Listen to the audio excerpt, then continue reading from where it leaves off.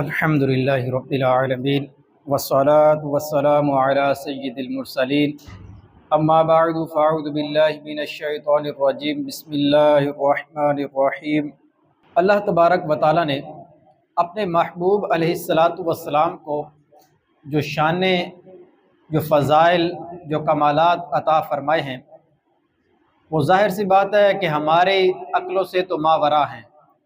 ہم اگر پوری زندگی بھی ان کو بیان کرتے رہیں تو وہ کما حقہ بیان نہیں ہو سکتے۔ نبی کریم صلی اللہ علیہ وسلم کی ولادت کو اس ربیع الاول میں 1500 سال پورے ہو جانے ہیں، تو گویا 1500 سال کا عرصہ گزر چکا ہے۔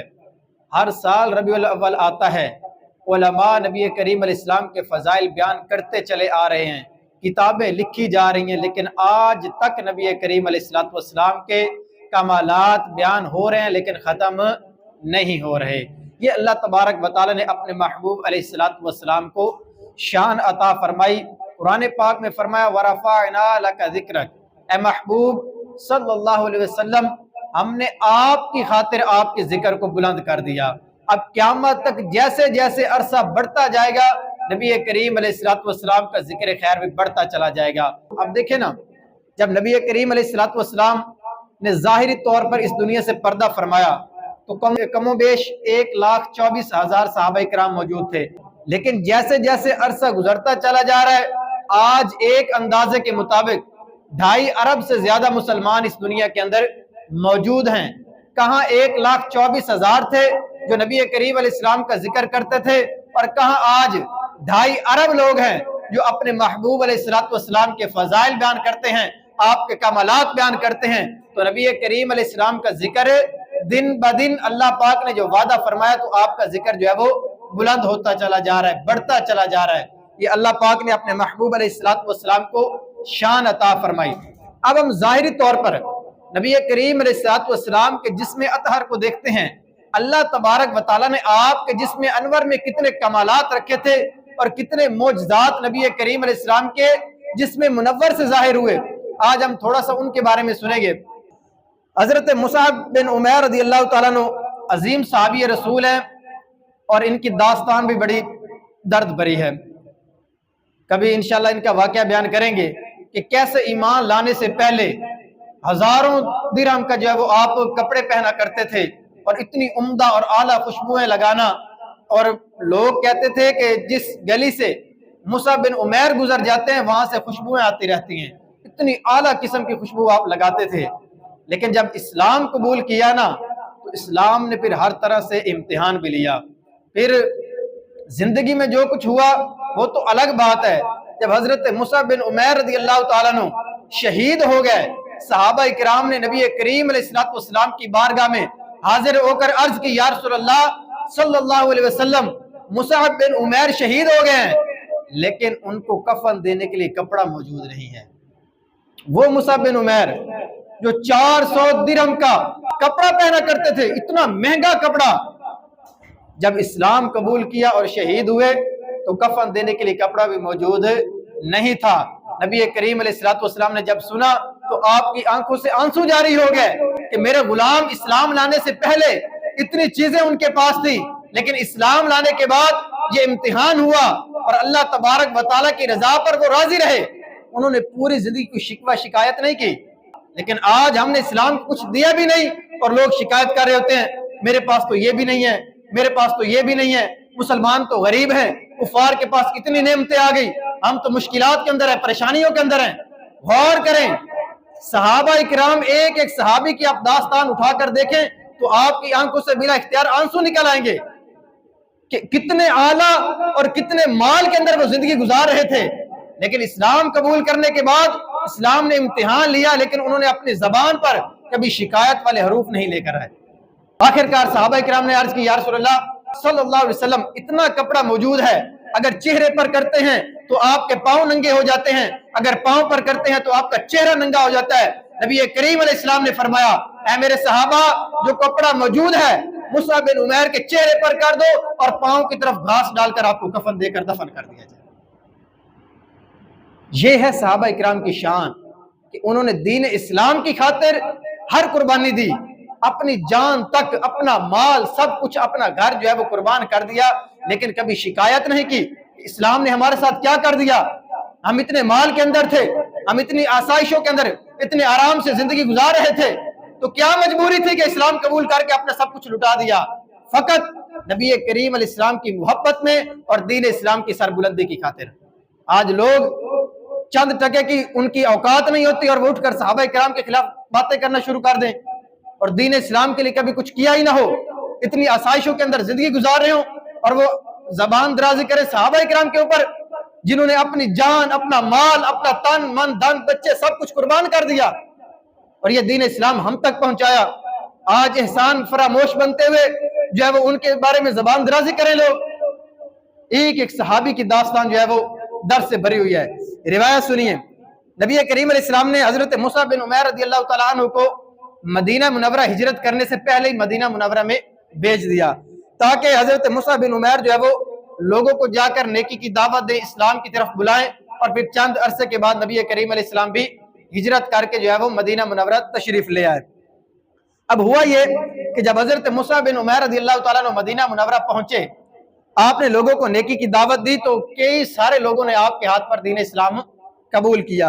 ایک دفعہ مدینہ منورہ میں حضرت مصعب بن عمیر ایک جگہ بیٹھ کر لوگوں کو دین کا درس دے رہے تھے، تو صحابہ کرام جو ہے وہ بیٹھ کر سن رہے تھے۔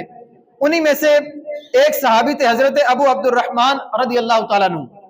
حضرت ابو عبد الرحمن رضی اللہ تعالیٰ عنہ نے درس کے دوران جب نبی کریم علیہ السلام کا ذکر پاک آیا تو آپ نے عرض کی، اے مصعب بن عمیر، نبی کریم علیہ السلام کے پاس ہم حاضر ہونا چاہتے ہیں، کب سال گزرے گا ہم حج کے لیے مکہ مکرمہ جائیں گے اور نبی کریم علیہ السلام کی جو ہے وہ زیارت کریں گے، آپ کی صحبت میں بیٹھیں گے۔ کیونکہ جب انہوں نے ذکر سنا تو بے قرار ہو گئے، بے چین ہو گئے کہ نبی کریم علیہ السلام کی محبت ان کے دل کے اندر اتنی معزت تھی کہ ذکر پاک سنتے ہی نبی کریم علیہ السلام کے دیدار کے لیے تڑپنے لگ گئے۔ عرض کی کب سال گزرے گا ہم حج کے لیے جائیں گے، نبی کریم علیہ السلام کی زیارت کریں گے؟ تو حضرت مصعب بن عمیر رضی اللہ تعالیٰ عنہ مسکرائے، فرمایا ابو عبد الرحمن صبر کیجئے، انشاءاللہ یہ دن بھی گزر جائیں گے اور ہم نبی کریم علیہ السلام کی بارگاہ میں ضرور حاضر ہوں گے۔ حضرت مصعب بن عمیر کے قریبی ایک اور صحابی حضرت ابن مسلمہ رضی اللہ تعالیٰ عنہ بھی تشریف فرما تھے۔ آپ فرمانے لگے کہ دیدار کے بغیر تو سکون نہیں مل رہا، لیکن اے مصعب بن عمیر، آپ تھوڑا نبی کریم علیہ السلام کا حلیہ بیان فرما دیں، نبی کریم علیہ السلام کے جسم منور کے خط و خال بیان فرما دیں۔ تو حضرت مصعب بن عمیر رضی اللہ تعالیٰ عنہ آپ نے جو ہے وہ دو زانو ہو کر جیسے بندہ التحیات کی صورت میں بیٹھتا ہے، آپ ایسے بیٹھ گئے، اپنے سر کو جو ہے وہ جھکا لیا اور آنکھیں بند کر لی، گویا نبی کریم علیہ السلام کے جلووں کے اندر جو ہے وہ آپ گم ہو گئے اور نبی کریم علیہ السلام کا تصور باندھ رہے ہیں۔ اس کے بعد آپ نے سر انور اٹھایا، فرمایا تمام حسینوں سے بڑھ کر حسین ہمارے پیارے آقا صلی اللہ علیہ وسلم کا رنگ مبارک سفید ہے، اللہ تبارک و تعالیٰ نے اس رنگ کے اندر سرخی کی مائل ایک حسین امتزاج بنایا ہے۔ اس کے بعد فرمایا آپ کی مبارک آنکھیں بڑی اور خوبصورت ہیں۔ اس کے بعد فرمایا داڑھی مبارک گھنی ہے، سینہ مبارک چوڑا ہے، کشادہ ہے، گردن ایسے ہے جیسے چاندی کی سراہی ہوتی ہے، اور جب آپ علیہ السلام چلتے ہیں تو ایسے لگتا ہے جیسے اونچائی سے نیچے کی طرف تشریف لا رہے ہیں۔ اس کے بعد فرمایا کہ نبی کریم علیہ السلام کے چہرہ انور پر پسینے کے قطرے ایسے لگتے ہیں جیسے سفید موتی ہوتے ہیں، اور نبی کریم علیہ السلام کا قد نہ بہت چھوٹا ہے نہ بہت بڑا ہے بلکہ درمیانہ ہے، لیکن اللہ پاک نے اپنے محبوب علیہ السلام کو یہ معجزہ عطا فرمایا ہے کہ نبی کریم علیہ السلام جب بڑے قد والوں کے درمیان تشریف فرما ہوتے تو ان سے آپ کا قد جو ہے وہ بڑا معلوم ہوتا تھا، یعنی قد درمیانی تھا، لیکن جب بڑوں کے اندر نبی کریم علیہ السلام موجود ہوں تو اللہ پاک نے یہ گوارا نہ کیا کہ کوئی شخص ظاہری طور پر بھی میرے محبوب علیہ السلام سے اونچا دکھائی دے، تو فرمایا جب لمبے قد والوں کے درمیان نبی کریم علیہ السلام تشریف فرما ہوتے تو آپ کا قد سب سے بڑا محسوس ہوتا تھا۔ یہ اللہ تبارک و تعالیٰ نے اپنے محبوب علیہ السلام کو اتنا حسین و جمیل بنا کے ہمارے درمیان بھیج دیا، اور ہمیں کوئی محنت بھی نہیں کرنا پڑی، نہ ہمیں دعائیں کرنا پڑی کہ باری تعالیٰ اپنا محبوب نبی ہمیں عطا فرما دے، بلکہ اللہ پاک نے من اللہ علی المؤمنین، اللہ پاک نے مومنوں پر احسان فرمایا۔ احسان کون سا؟ یہ من کا لفظ وہاں استعمال ہوتا ہے عربی میں جہاں کسی کو بغیر کسی محنت اور کسی صلے کے بغیر کوئی کسی پر احسان کر دیتا ہے۔ تو ہم نے نہ دعا کی ہے، نہ محنت کی ہے، نہ نوافل ادا کی ہیں کہ باری تعالیٰ اپنا محبوب نبی عطا فرما۔ اللہ پاک نے بغیر کسی محنت کے اپنا محبوب ہمیں عطا فرما دیا۔ یہ احسان اللہ پاک نے مومنوں پر فرمایا ہے، اور اتنا حسین و جمیل بنا کے بھیجا۔ حضرت حسان بن ثابت رضی اللہ تعالیٰ عنہ، آپ نے نبی کریم علیہ السلام کی شان بیان فرمائی، اور آخر کے اندر آپ نے بھی یہاں پر بات کو ختم کر دیا کہ یا رسول اللہ صلی اللہ علیہ وسلم، محسوس ایسے ہوتا ہے کہ اللہ تبارک و تعالیٰ نے آپ کو آپ کی مرضی کے مطابق بنایا ہے۔ یہاں پر آپ نے اختتام فرما دیا۔ تو یہ اللہ تبارک و تعالیٰ نے اپنے محبوب کو شان عطا فرمائی تھی۔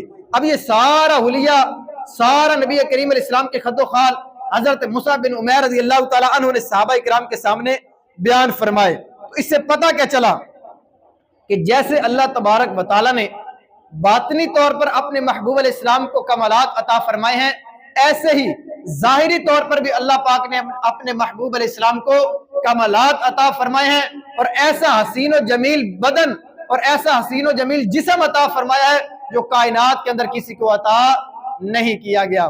آگے سنیے، حضرت ابو ہریرہ رضی اللہ تعالیٰ عنہ، نبی کریم علیہ السلام کی سب سے زیادہ احادیث آپ سے مروی ہیں۔ آپ فرماتے ہیں ایک مرتبہ حضرت ابو ہریرہ رضی اللہ تعالیٰ عنہ کا معمول تھا کہ جب بھی آپ کسی دیہاتی کو دیکھتے یا کسی ایسے شخص کو ملتے جس نے نبی کریم علیہ السلام کی زیارت نہیں کی، تو حضرت ابو ہریرہ رضی اللہ تعالیٰ عنہ فرماتے کیا میں آپ کو نبی کریم علیہ السلام کے اوصاف و کمالات نہ بیان کروں؟ پھر آپ خود ہی نبی کریم علیہ السلام کے پورا حلیہ جو ہے وہ اس شخص سے بیان کرتے۔ کیوں کہ حضرت ابو ہریرہ رضی اللہ تعالیٰ عنہ نے اپنی آنکھوں سے نبی کریم علیہ السلام کا حسن و جمال دیکھا تھا، اور جس نے نہیں دیکھا آپ اس کو جو ہے وہ بیان کرتے۔ نبی کریم علیہ السلام کو اللہ تبارک و تعالیٰ نے قوت سماعت کیسی عطا فرمائی تھی؟ نبی کریم علیہ السلام کو کان مبارک کیسے عطا فرمائے تھے؟ آج ہمارے کان ہے نا، ہم یہاں پر بیٹھے ہیں، بعض اوقات دیوار کے پیچھے کی بات ہمیں سنائی نہیں دیتی، کیونکہ ہمارے کانوں کی جو سماعت کی حد ہے وہ محدود ہے، اس سے آگے ہم سن نہیں سکتے۔ اب نبی کریم علیہ السلام کو اللہ تبارک و تعالیٰ نے کیسے کمال عطا فرمائے کہ آپ کے کان مبارک ظاہری طور پر نہایت حسین و جمیل، خوبصورت اور کامل تھے۔ نبی کریم علیہ السلام کے کان مبارک نہایت سفید اور گورے تھے، اور مبارک زلفیں نہایت سیاہ تھی۔ حضرت عائشہ صدیقہ رضی اللہ تعالی عنہ، آپ نے کیسا نقشہ کھینچا ہے، کان مبارک سفید ہیں، زلفیں سیاہ ہیں۔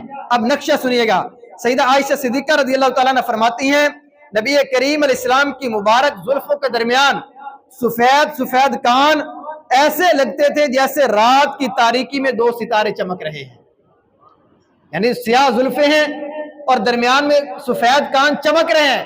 فرماتی ہیں ایسے محسوس ہوتا تھا جیسے تاریکی رات میں دو ستارے چمک رہے ہوتے ہیں۔ یہ ظاہری طور پر نبی کریم علیہ السلام کے کان اللہ پاک نے اتنے حسین و جمیل بنائے تھے۔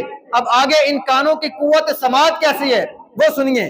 حدیث پاک کی مشہور کتاب ہے ترمذی شریف، اس کے اندر بھی حدیث پاک موجود ہے، ابن ماجہ میں بھی موجود ہے، اور دیگر حدیث کی کئی کتب کے اندر یہ روایت موجود ہے۔ ایک مرتبہ نبی کریم علیہ السلام تشریف فرما تھے، آپ نے فرمایا بے شک میں وہ دیکھتا ہوں جو تم نہیں دیکھتے، میں وہ سنتا ہوں جو تم نہیں سنتے، بے شک آسمان چرچرایا ہے اور اس کا حق ہے کہ وہ چرچرائے، کیونکہ آسمان پر 4 انگلیوں کے برابر بھی جگہ ایسی نہیں ہے جہاں کوئی فرشتہ پیشانی رکھے اللہ تبارک و تعالیٰ کے حضور سجدہ نہ کر رہا ہو۔ اب آپ غور کریں، ہم یہاں پر موجود ہیں، ہمیں تو دیوار کے پیچھے کا علم نہیں۔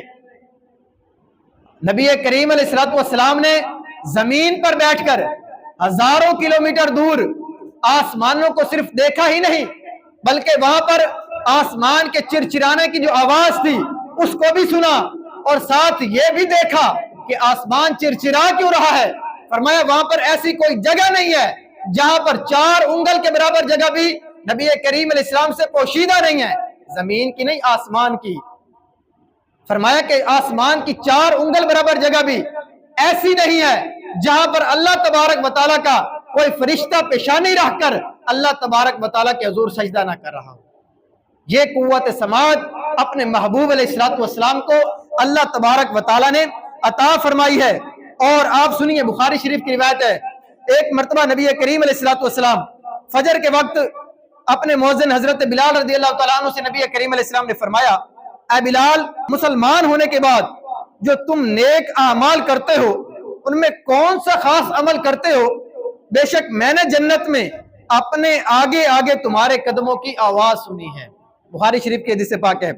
حضرت بلال رضی اللہ تعالیٰ عنہ نے عرض کی، یا رسول اللہ صلی اللہ علیہ وسلم، ایسا کوئی خاص عمل تو نہیں ہے، البتہ یہ عمل میں کرتا ہوں کہ دن ہو یا رات جب بھی میرا وضو ٹوٹتا ہے تو میں فوراً نیا وضو کر کے اگر مکروہ وقت نہ ہو تو میں تحیۃ الوضو کے 2 نفل ادا کر لیتا ہوں، یہ میرا عمل ہے۔ اب آپ دیکھیں، نبی کریم علیہ الصلوۃ والسلام اس دنیا میں موجود ہیں۔ مفتی احمد یار خان نعیمی رحمۃ اللہ علیہ آپ نے بڑی پیاری اس کی وضاحت کی ہے۔ فرمایا معراج کی رات نہ تو حضرت بلال رضی اللہ تعالیٰ عنہ نبی کریم علیہ الصلوۃ والسلام کے ساتھ جنت میں گئے، نبی کریم علیہ السلام نے تو جنت کو ملازہ فرمایا تھا لیکن حضرت بلال ساتھ نہیں تھے۔ فرمایا نہ ہی آپ کو معراج نصیب ہوئی، یعنی حضرت بلال کو۔ پھر فرمایا بلکہ نبی کریم علیہ السلام نے اس رات وہ واقعہ ملازہ فرمایا جو قیامت کے بعد تمام مخلوق سے پہلے نبی کریم علیہ السلام جنت میں اس طرح داخل ہوں گے کہ حضرت بلال رضی اللہ تعالیٰ عنہ خادمانہ حیثیت سے نبی کریم علیہ الصلوۃ والسلام کے آگے آگے چل رہے ہوں گے۔ اب نبی کریم علیہ السلام نے لاکھوں سال کے بعد جو واقعہ رونما ہونا تھا اس کو پہلے ہی بیان فرما دیا کہ اللہ پاک نے نبی کریم علیہ الصلوۃ والسلام کو کمالات عطا فرمائے، قوت سماعت عطا فرمائی۔ آگے سنیے، اب نبی کریم علیہ الصلوۃ والسلام کے یہ فضائل تو ہم سن رہے ہیں۔ حدیث پاک کے اندر نبی کریم علیہ الصلوۃ والسلام نے کیا ارشاد فرمایا؟ فرمایا میرا امتی جہاں سے بھی مجھ پر درود پاک پڑھتا ہے میں اس کا درود سنتا ہوں۔ اب کائنات کا کوئی ذرہ نبی کریم علیہ الصلوۃ والسلام سے پوشیدہ نہیں ہے۔ اب آپ غور کریں، ایک بندہ یہاں پر پاکستان میں موجود ہے، ایک بندہ انڈیا میں ہے، ایک امریکہ میں ہے، دنیا کے کسی بھی کونے میں ہے، یورپ میں ہے، کہیں بھی ہے۔ حضور علیہ الصلوۃ والسلام نے کیا فرمایا؟ فرمایا میرا امتی دنیا میں جہاں پر بھی درود پاک پڑھتا ہے میں اس کا درود پاک سنتا ہوں۔ اب آپ غور کریں کہ اللہ تبارک و تعالیٰ نے اپنے محبوب علیہ الصلوۃ والسلام کو قوت سماعت کیسی عطا فرمائی ہے کہ لاکھوں سینکڑوں کلومیٹر دور کوئی امتی بیٹھ کر درود پاک پڑھتا ہے، نبی کریم علیہ الصلوۃ والسلام اس کا درود پاک سنتے ہیں۔ اور اسی طرح اب نبی کریم علیہ الصلوۃ والسلام کا جسم کا ایک اور عضو، ہم پورے جسم کے کمالات نہیں سن رہے، ایک عضو کا ہم نے کمال سنا ہے کہ آپ کو اللہ تبارک و تعالیٰ نے کان کیسے عطا فرمائے۔ اب آپ سنیے، اللہ تبارک و تعالیٰ نے اپنے محبوب علیہ الصلوۃ والسلام کو آنکھیں کیسی عطا فرمائی۔ روایتوں میں ملتا ہے کہ نبی کریم علیہ الصلوۃ والسلام کی مبارک آنکھیں کشادہ اور خوب سیاہ تھی، مبارک آنکھوں کے سفید حصے میں سرخ ڈورے تھے اور آپ علیہ الصلوۃ والسلام کی مبارک آنکھیں قدرتی طور پر سرمگی تھی، یعنی ایسے محسوس ہوتا تھا کہ نبی کریم علیہ الصلوۃ والسلام نے سرما لگایا ہوا ہے۔ حضرت عبداللہ بن عباس رضی اللہ تعالیٰ عنہ جو مفسر قرآن ہیں، آپ بیان کرتے ہیں، فرمایا کہ آقا علیہ الصلوۃ والسلام کا بچپن تھا، دوسرے بچے جب نیند سے بیدار ہوتے تو ان کے بال الجھے ہوئے ہوتے، آنکھیں ان کی آلودہ ہوتی، لیکن نبی کریم صلی اللہ تعالیٰ علیہ وسلم جب نیند سے جاگتے تو سر اقدس پر تیل اور آنکھوں میں سرما لگا ہوا ہوتا تھا۔ غور کریں، کون بیان کر رہے ہیں؟ حضرت عبداللہ بن عباس رضی اللہ تعالیٰ عنہ، جنہیں سلطان المفسرین کا لقب دیا گیا، قرآن پاک کے سب سے پہلے مفسر ہیں، صحابی رسول ہیں، نبی کریم علیہ الصلوۃ والسلام کے چچا زاد بھائی ہیں۔ کیا بیان کرتے ہیں؟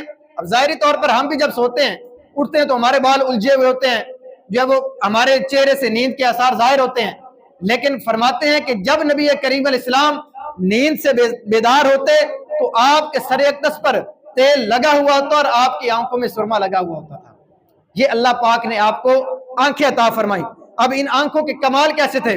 حدیث پاک سنیے، نبی کریم صلی اللہ تعالیٰ علیہ وسلم، حضرت ابو ہریرہ رضی اللہ تعالیٰ عنہ سے روایت ہے کہ ایک روز نبی کریم علیہ السلام نے ہمیں نماز ظہر پڑھائی، جماعت کی آخری صف میں ایک شخص موجود تھا، اس نے دوران نماز کچھ غلطی کر دی۔ جب نماز ہو گئی نبی کریم علیہ الصلوۃ والسلام نے سلام پھیرا تو اس آخری صف والے شخص سے فرمایا کہ اے فلاں، کیا تو اللہ پاک سے نہیں ڈرتا؟ کیا تو نہیں دیکھتا کہ تو کیسے نماز پڑھ رہا ہے؟ یعنی اس نے نماز کے اندر غلطی کر دی تھی۔